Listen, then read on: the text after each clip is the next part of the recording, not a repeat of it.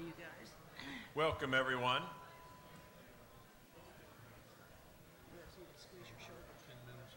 I hope everyone had a good lunch hour. The topic for the next series of speakers is solutions for water quality protection. And I think that out of respect to the various elected officials that we have here and professionals that we have here, what I'm going to start to do is introduce people individually as we go one by one. So rather than introducing everyone as a group at the top. So Mayor Penny Lyons has served as the mayor of Osage Beach for the last 11 years and is a member of the board of the Lake Ozark Osage Beach Joint Sewer Board for 13 years. Mayor Lyons currently serves as the chair of that joint sewer board. Welcome, Mayor Lyons, the floor is yours. Oh, I'm going first? Okay. Yes. Okay, I didn't realize that. I need my enabler, I guess. Okay. Senator Schaefer knows he's going. Going when? Last, Last? That's okay. Oh, as we okay. discussed. No, I'm fine with that. Yeah, absolutely. Okay. Protocol would have you go first. That's why I was Yeah. surprised. No, That's I'm fine. fine. I want to hear what everybody's got to say. Well, Okay, very good. Because on the agenda, he was first, so Very good, Mayor. Go ahead.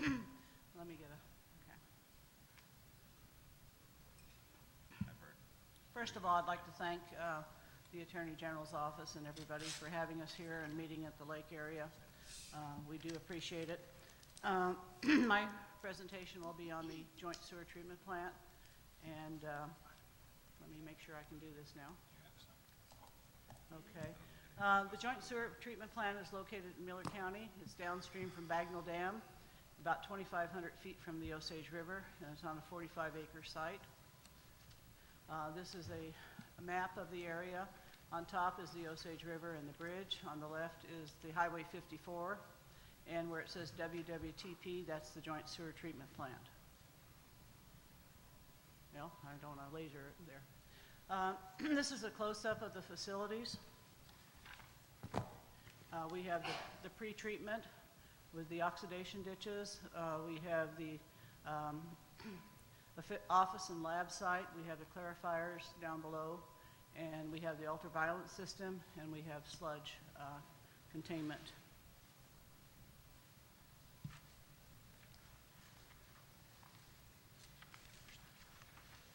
Well,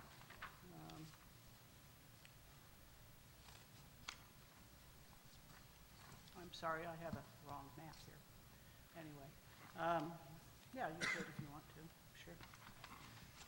On this page, the joint sewer plant was organized in 1984 between the cities of Osage Beach and Lake Ozark.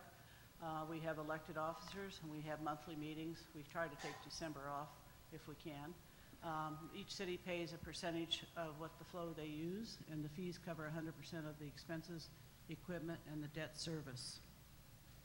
This is the lab where we have an office and a lab, and we also have the three concrete clarifiers as we showed before, and two 300-foot wells, and the ultraviolet finishing system.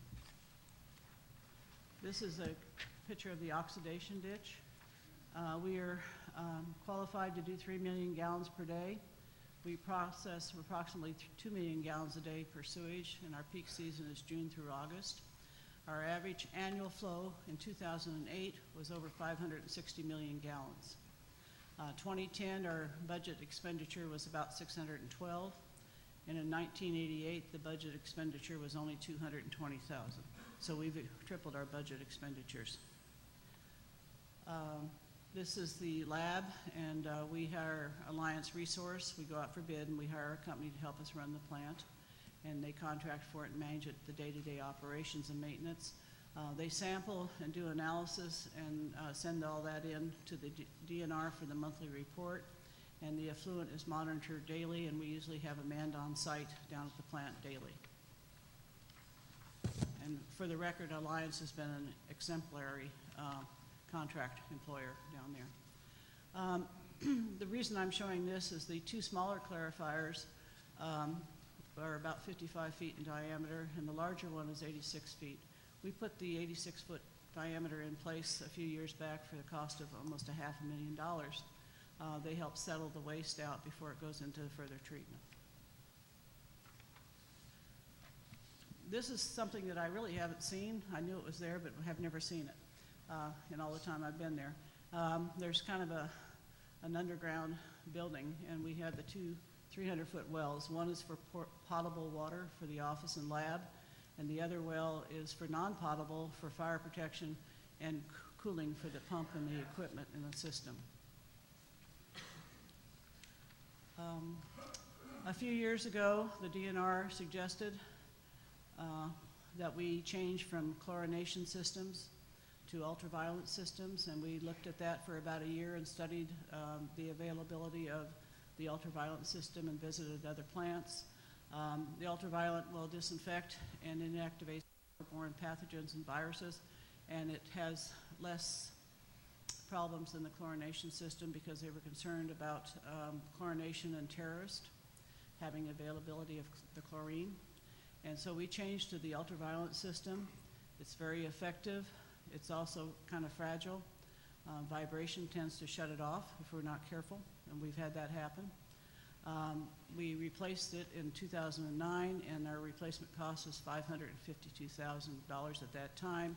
Since then, we've had to replace some bulbs. We've had a warranty on most of them, but initially we hope to build up the inventory on the bulbs because they're rather expensive to replace, but they do the job very efficiently. This is the doors into the ultraviolet treatment system. That's where we had the chlorination room, and we revamped that room to fit the lights, and these are the lights, and they kind of are fragile and hang in the atmosphere, and any water that goes through them, they disinfect it. That's the current way to disinfect things, the most efficient way, evidently. We usually get septage, which is the different haulers, what we call the honey trucks, and people that pump out systems. In June of 2010, we had 60 loads of septage. They come in and they pay a fee, and we accept their septage and put it into our system. Lyons does regular quality reports, and they report to us every month. This shows the cascading steps. This is before it returns to the river. The water comes out, and it aerates it as it goes down the stairs and puts more air into the effluent when it goes down the stairs. I need a sip. Thank you. As I said before, Lyons gives a report. And their report on June 2010 said that we produced superior effluent quality throughout the month, and we were in full compliance with no leaks, no spills, and no unauthorized releases. The BOD, which is the biochemical oxygen demand, was 99.5%. This is a common way to gauge the effectiveness of your wastewater treatment plant. And so we have constantly produced quality effluent, and usually in the 99 percentile.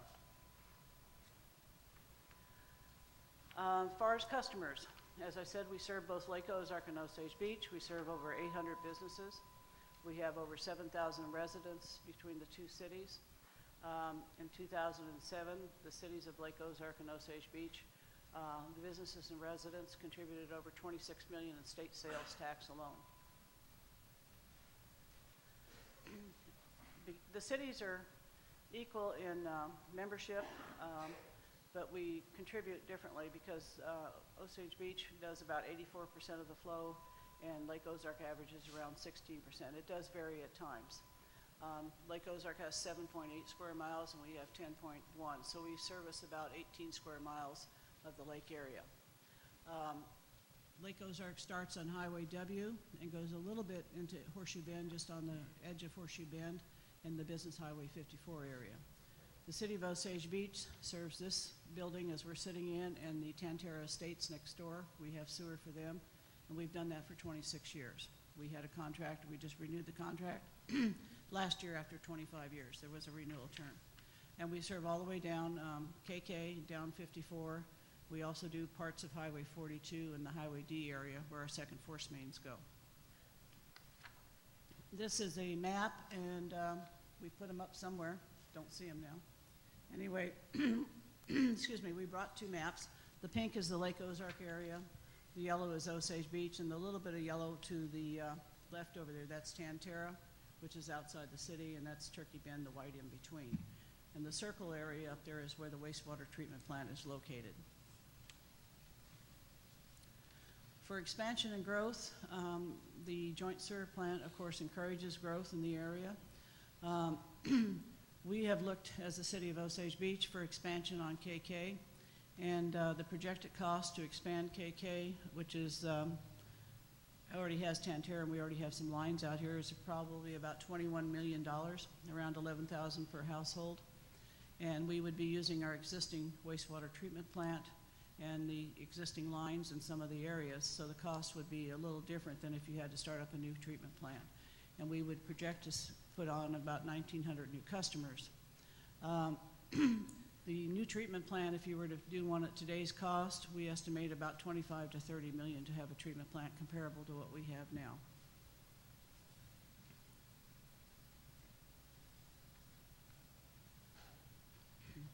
Second to the lake, and I'm a little prejudiced on that, but I think our treatment plant is our most valuable resource at the lake.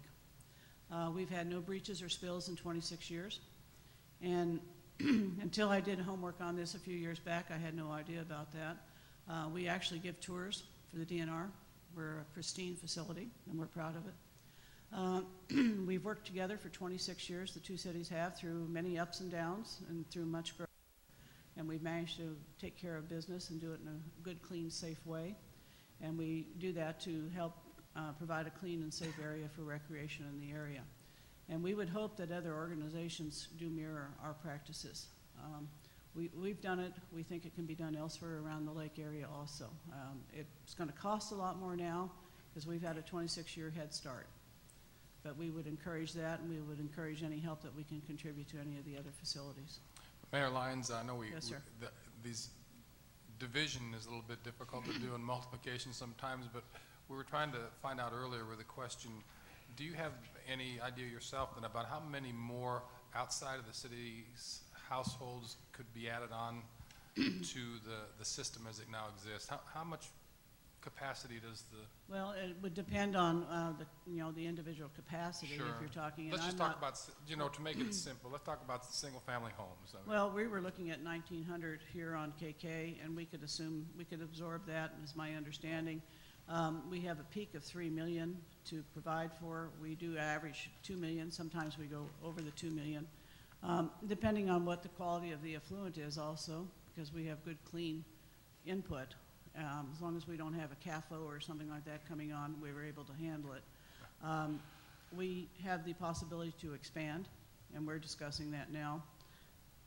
And the expansion would take place maybe in 10 years, but we're trying to be proactive and put resources away to help pay for expansion. and with what you have now, though, even a 50% increase is Well, available. we think we can absorb that. We look, Lake Ozark has some expansion I think that they're planning on. We're looking at some annexations.